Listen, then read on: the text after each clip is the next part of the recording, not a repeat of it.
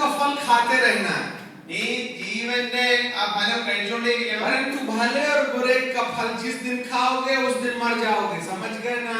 എന്നാൽ നന്മ തിന്മ അറിയുന്ന ആ ഫലം നീ കഴിച്ചുവെങ്കിൽ നീ അന്ന് മരിച്ചു പോകും. മനസ്സിലായല്ലോ?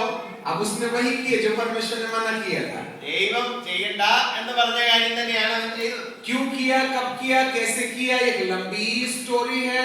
उसको 10 days सेमिनार को और आगे करना पड़ेगा. ഇത് എന്തുകൊണ്ട് അവൻ ചെയ്തു, ഏത് രീതിയിൽ ചെയ്തു, അതെല്ലാം കൂടെ നമ്മൾ മനസ്സിലാക്കണമെങ്കിൽ ഈ സെമിനാർ 10 ദിവസം കൂടുതൽ ആക്കേണ്ടി വരും. इसलिए हम शॉर्टकट में जा रहे हैं. അതുകൊണ്ട് ഞാൻ പെട്ടെന്ന് പറഞ്ഞു പോവുകയാണ്. फल खा लिया, അദ്ദേഹം ഫലം കഴിച്ചു. जैसे इसने फल खाया, ഫലം കഴിച്ചോട്ടനെ ये come on, അയ്യോ എന്ന് പറഞ്ഞ സോക്കറ്റ് അങ്ങ് पावर सप्लाई खत्म. പവർ സപ്ലൈ തീർന്നു.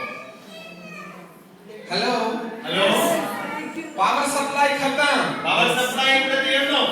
सपोज ये जितने भी इक्विपमेंट्स हैं अपने आप में बिल्कुल परफेक्ट हैं, और इसके बाद यदि इस पावर से, इस पावर प्लग से यदि मैं इस केसीओ का कनेक्शन हटा दूं तो क्या होगा इसका?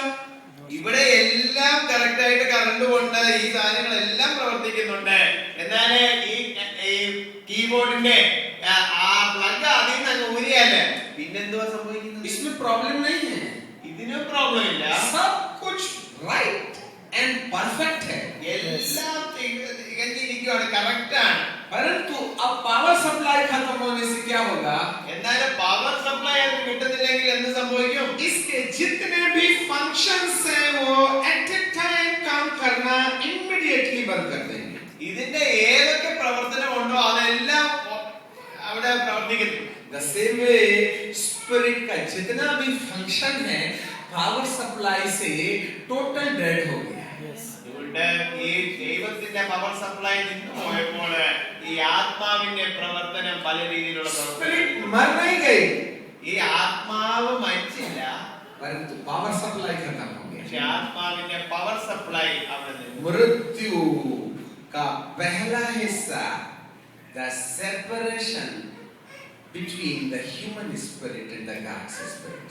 അതുകൊണ്ട് മരണത്തിന്റെ ആദ്യത്തെ അവിടെ കാര്യം എന്താണെന്ന് വെച്ചാല് ദൈവത്തിന്റെ ആത്മാവും മനുഷ്യന്റെ ആത്മാവും തമ്മില് ഒരു വേർപാട് വന്നു, സെപ്പറേഷൻ വന്നു. हेलो, ये परमेश्वर ये रेड वाला वायर जो है ना अपने साथ लेके चला गया.